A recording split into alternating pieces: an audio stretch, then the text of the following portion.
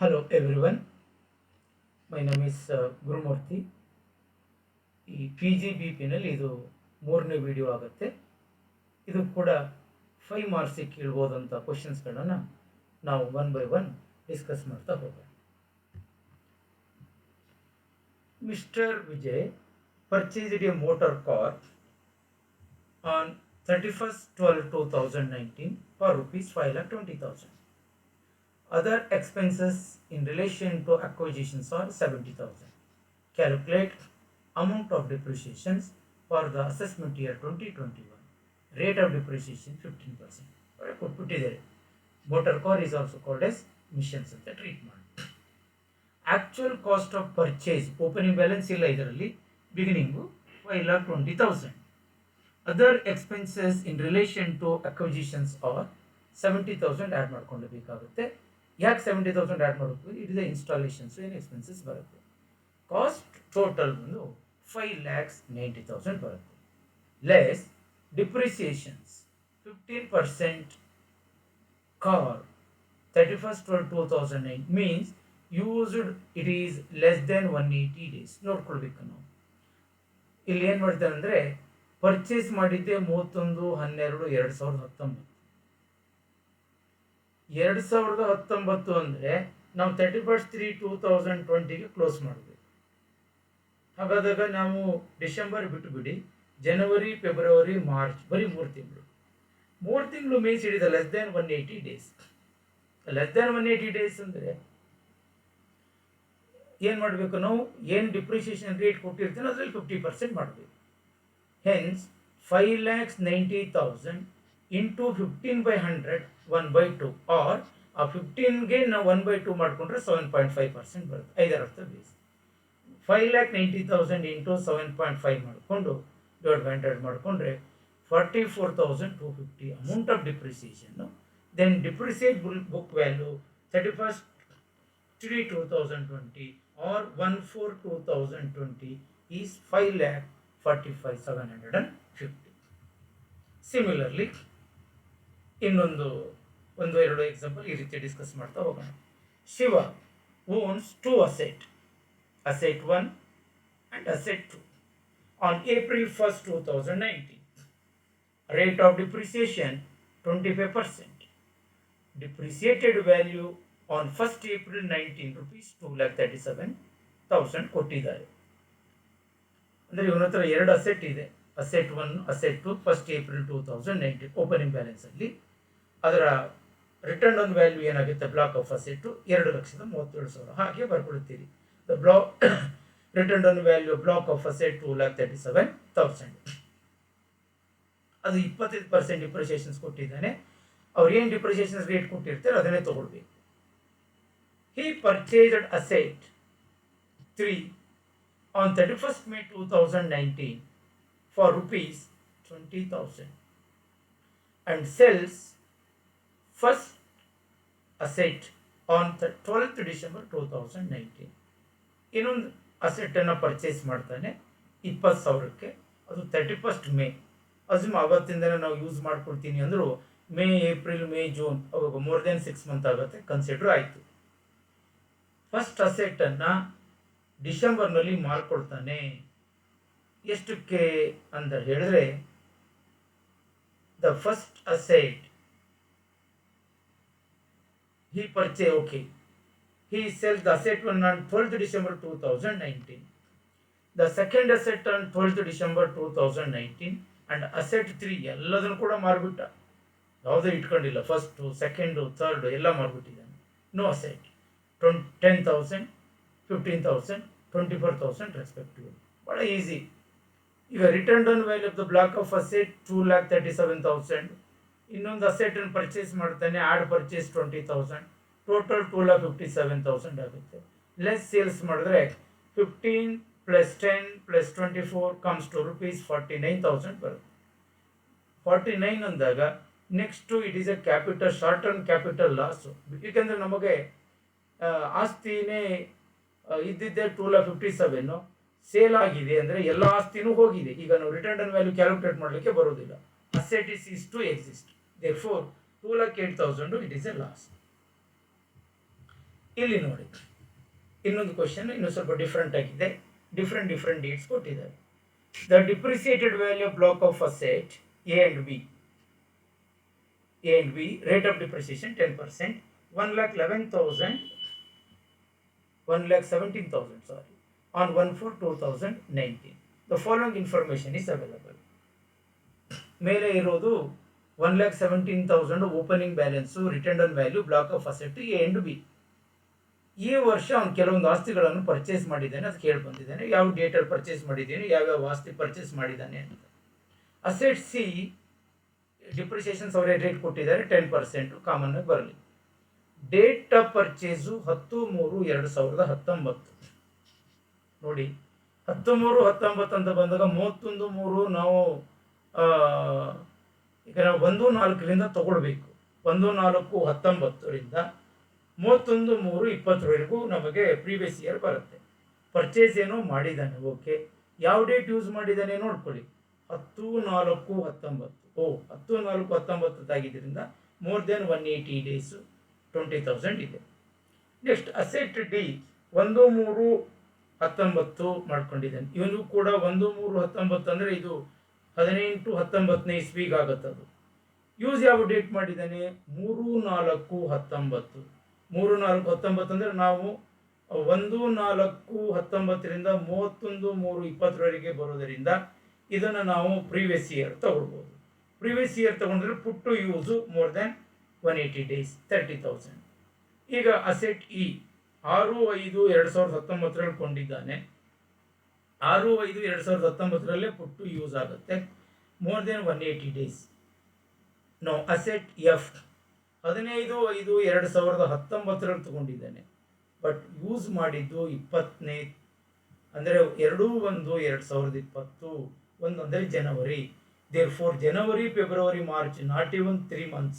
Hence E asset F asset it is used less than 180 days. ಅವಾಗ ನಾವು ಏನು depreciation rate 10% ಕೊಟ್ಟಿದ್ದಾರೆ ಅದನ್ನ 1/2 ಮಾಡಿ ಕ್ಯಾಲ್ಕುಲೇಟ್ ಮಾಡಬೇಕು. ಬೇರೆದೆಲ್ಲ ನಾವು ಒಂದು ಕಡೆ ತಗೊಳ್ಳೋಣ. ನೆಕ್ಸ್ಟ್ ಅಸೆಟ್ ಜಿ 6/6/19 ಪರ್ಚೇಸ್ ಮಾಡಿದ್ರು ಕೂಡ 6/4/20 ಮಾಡಿದ್ದಾರೆ. ಇದು ನಾವು 1/4/20 ಮತ್ತೆ 31/3/21 ಪ್ರೀವಿಯಸ್ ಇಯರಿಗೆ ಬರುತ್ತೆ. ದೇರ್ಫೋರ್ ಇಲ್ಲಿ ತಗೊಳ್ಳೋಕ್ಕೆ ಬರುವುದಿಲ್ಲ 80,000. ಹಾಗಾದರೆ ಏನು ಮಾಡಬೇಕು ಸರ್? ಭಾಳ ಸಿಂಪಲ್ ಆಗಿ 1,17,000 ರಿಟರ್ನ್ ಆನ್ ವ್ಯಾಲ್ಯೂ ಬರ್ಬಿಡ್ತೀವಿ. Plus purchase C and D purchase ಮಾಡಿದೆಯಲ್ಲ ಎಲ್ಲದೂ ತಗೊಳ್ಬೋದು, ಬಟ್ ಸಿ ಅಂಡ್ ಡಿ ಒಂದು ಕಡೆ ತಗೊಂಡಿದ್ದೀವಿ. ಯಾಕೆ ಸಿ ಅಂಡ್ ಡಿ ತಗೊಂಡಿದ್ದೀವಿ ಅಂದರೆ ಇದು 18-19 ಪ್ರೀವಿಯಸ್ ಇಯರ್ ಆಗಿದ್ದರೂ ಕೂಡ ಪರ್ಚೇಸ್ ಡೇಟು ಯೂಸ್ ಮಾಡಿದ್ದು 19-20 ಆಗಿದ್ದರಿಂದ ಅದನ್ನು ಒಂದು ಗ್ರೂಪ್ ಮಾಡ್ಕೊಂಡಿದ್ದೀವಿ. ಎಲ್ಲದೂ ಒಂದು ಗ್ರೂಪಿಗೆ ಬರುತ್ತೆ, ಬಟ್ ಒಂದು ಗ್ರೂಪ್ ಮಾಡಿದ್ದೀವಿ. 20 + 30 50 ಒಂದು ಕಡೆ ಹಾಕೊಂಡಿದ್ದೀವಿ. ನೆಕ್ಸ್ಟ್ ಅಸೆಟ್ ಎ ಪರ್ಚೇಸ್ ಮಾಡಿದ್ದು ಈ ಕಡೆ 19-20 ಪ್ರೀವಿಯಸ್ ಇಯರಲ್ಲಿ ಯೂಸ್ ಮಾಡಿದ್ದು ಅಷ್ಟೇ. ದೇರ್ಫೋರ್ ಅದು 40,000 ಹಾಗೆ ತಗೊಂಡಿದ್ದೀವಿ.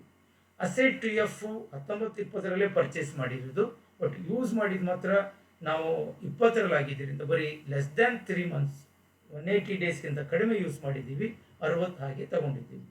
ಅಸೆಟ್ ಜಿ ತಗೊಳಕ್ಕೆ ಬರುವುದಿಲ್ಲ, ಯಾಕಂದರೆ ನಾವು ಪುಟ್ಟು ಯೂಸ್ ಬಂದೇ ನಮ್ಮ ಪ್ರೀವಿಯಸ್ ಇಯರ್ 20-21 ಹೋಗುತ್ತೆ. ಬಟ್ ನಾವು ಪ್ರೀವಿಯಸ್ ಇಯರ್ 19-20 ಇರೋದ್ರಿಂದ ಈ ವರ್ಷ ತಗೊಳ್ಳೋಕ್ಕೆ ಬರೋದಿಲ್ಲ. ಟೋಟಲ್ ಆಗಿ ಮಾಡಿದಾಗ 2,67,000 ಬಂತು. ಇದರಲ್ಲಿ ಏನು ಮಾಡ್ತಾನೆ? Less sale profits of assets A ಹೇಳ್ಬಿಟ್ಟಿದ್ದಾನೆ ಕೆಳಗಡೆ. Plant A sold 16/8/2019 86,000. 86,000ಗೆ ನೀವು ಮಾರ್ಕೊಂಡ್ರೆ 1,81,000 balance of B C D and F. ಇದರಲ್ಲಿ 60,000 ನೀವು ಕಳ್ಕೊಳ್ಬೇಕು. ಯಾಕೆ 60,000 ಕಳ್ಕೊಳ್ಬೇಕು ಅಂದರೆ this particular asset used less than 180 days. ಅದಕ್ಕೆ 10% ಡಿವೈಡ್ 2 ಮಾಡಿದ್ರೆ 5 ಬರುತ್ತೆ.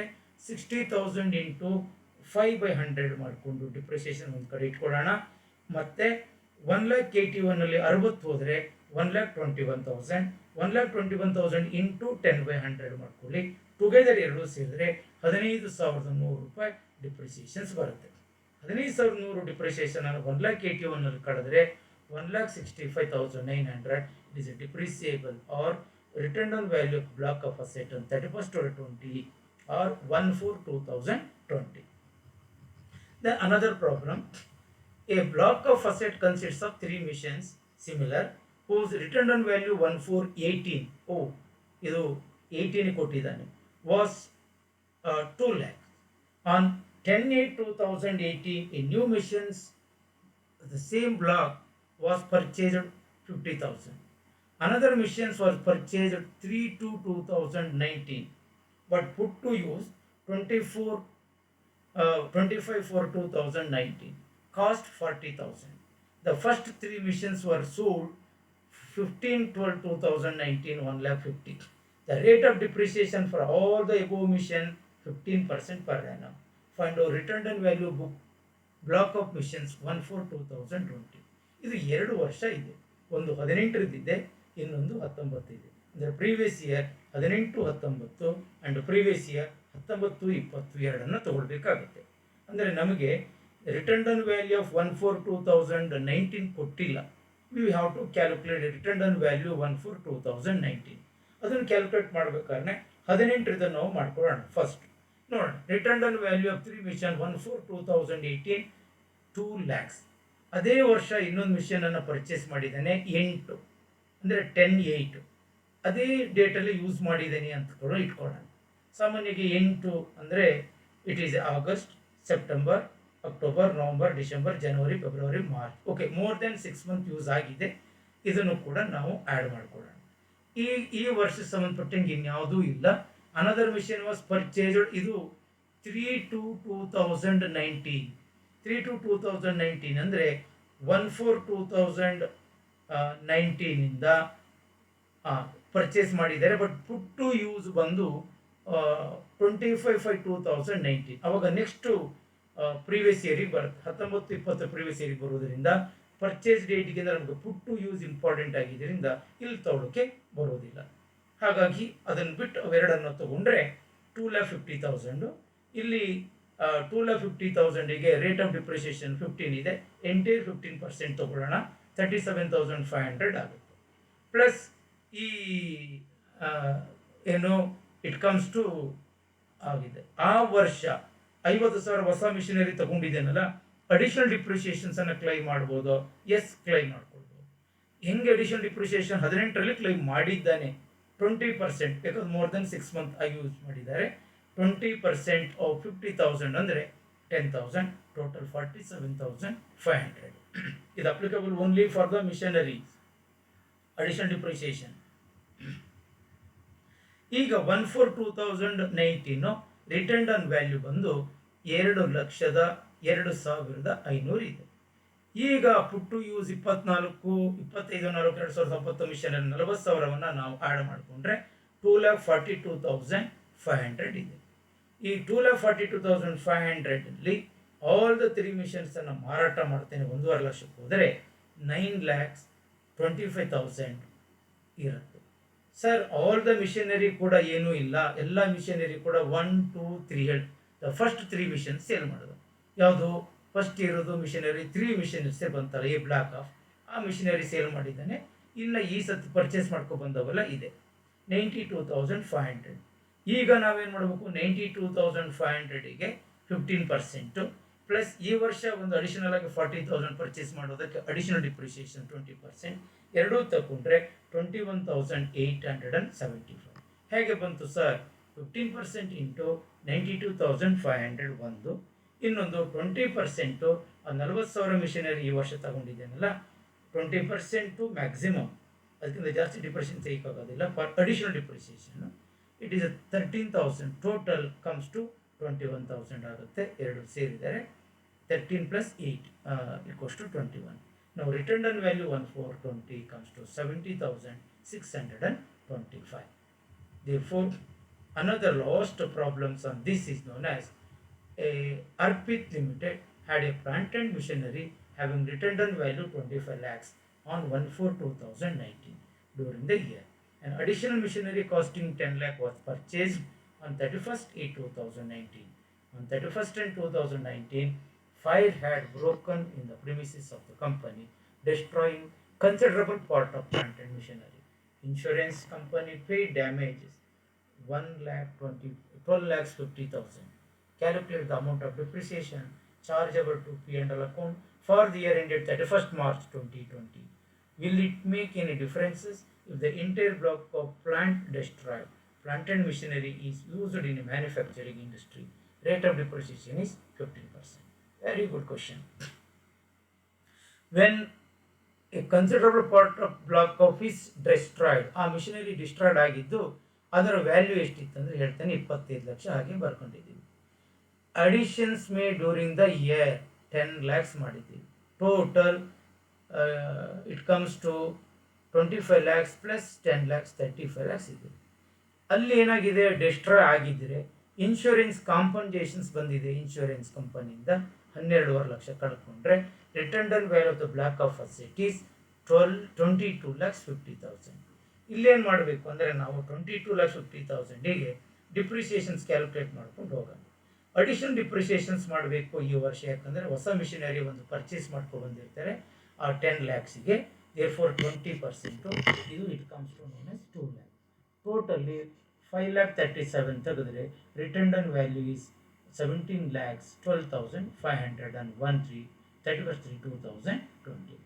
ಇಲ್ಲಿಗೆ ನಮಗೆ ಏನಾದರೂ ಕ್ಯಾಪಿಟಲ್ ಲಾಸ್ ಆಗುತ್ತಾ ಅಂದರೆ ಎಸ್, 25 lakhs ಪ್ಲಸ್ 35 lakhs ನಾವು ಮಿಷನರಿಯನ್ನು ಹಾಳಾಗ್ಬಿಟ್ಟು ಡೆಸ್ಟ್ರಾಯ್ ಆಗಿ ಬರೀ 12.5 ಲಕ್ಷ ಬರ್ತಾರೆ ಅಂದರೆ 22.5 ಲಕ್ಷ ರೂಪಾಯಿ it is A capital loss ಅಂತ ಕ್ಯಾಲ್ಕುಲೇಟ್ ಮಾಡಿ ತೋರಿಸಿದ್ರೆ ಸಾಕಾಗುತ್ತೆ.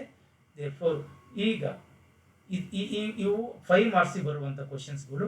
ಇದ್ರ ಬಗ್ಗೆ ನೀವು ಹೆಚ್ಚಾಗಿ ಗಮನಿಸಬೇಕಾಗತ್ತೆ. ಈ ಥರದ ಕ್ವಶನ್ಸ್ಗಳನ್ನು ನೀವು 5 ಮಾರ್ಕ್ಸಿಗೆ ಎಕ್ಸ್ಪೆಕ್ಟ್ ಮಾಡಿ. ಏನಾದರೂ ವರ್ಕೌಟ್ ಮಾಡುವಾಗ ನಿಮಗೆ ಡೌಟ್ ಬಂದರೆ ನೀವು ಕೇಳ್ಬೋದು ಅಥವಾ ಫೋನ್ ಮಾಡ್ಬೋದು ವಿತೌಟ್ ಎನಿ ಹೆಸಿಟೇಷನ್ಸ್. ಬಟ್ ನೀವು ಅರ್ಥ ಮಾಡ್ಕೊಳ್ಬೇಕು, ಸ್ವಲ್ಪ ಕೇಳಿಸ್ಕೊಂಡು. Additional depreciations only plant and machinery ಮಾತ್ರ ಅಪ್ಲಿಕಬಲ್ ಆಗುತ್ತೆ. ಅಲ್ಲೆಲ್ಲೋ ಬಿಲ್ಡಿಂಗ್ ಅಂತ ಬಂದಿದೆ, ಬಿಲ್ಡಿಂಗ್ ಅಡಿಷನಲ್ ಡಿಪ್ರಿಸಿಯೇಷನ್ ಅಪ್ಲಿಕಬಲ್ ಆಗೋದಿಲ್ಲ. ಒಂದು ಪಾಯಿಂಟು ಕ್ಲಿಯರ್. ಮ್ಯಾಕ್ಸಿಮಮ್ ಎಷ್ಟು ಅಂತ ಹೇಳಿದ್ದೀವಿ, 20% ಇದೆ. ಅದು 180 ಡೇಸ್ಗಿಂತ ಜಾಸ್ತಿ ಯೂಸ್ ಆದರೆ, ಕಡಿಮೆ ಆಗಿದ್ದಾಗ ಅಲ್ಲೇನು 10% maximum additional depreciations. Now this is about depreciations under section 32. Thank you.